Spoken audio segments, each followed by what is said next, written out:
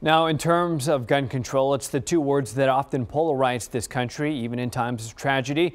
But because of Friday's shooting, it will remain a hot topic. Members of the group Moms Demand Action say the time to act is now. Eyewitness News reporter Henry Ramos joins us. And Henry, you spoke to the president of the local chapter. So what did she have to say to you?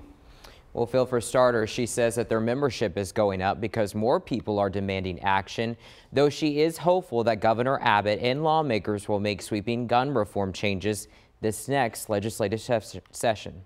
And our kids shouldn't feel like they're going into a battleground when they're going to school. When Becca DeFelice read the headlines about 10 people killed at Santa Fe High School. And I thought about all those parents who didn't get their children back at the end of the day. And that is heartbreaking. For years, this mom has been pushing for common sense gun reform. When I got my kid at the end of the day of school, I hugged her so tight. She says the tragedy in Santa Fe might be the wake-up call for lawmakers as it was in Florida.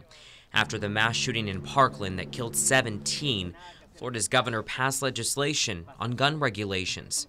There were included a extreme risk protection order, a waiting period, raising the minimum age to purchase a firearm.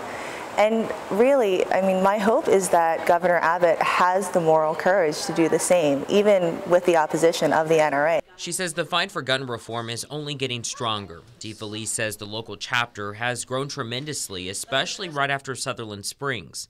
She says there are simple solutions when it comes to changing gun laws. Where we're talking about red flag laws or a background check on every gun sale, ensuring that people who are carrying firearms in public, concealed or openly, that they are licensed and trained.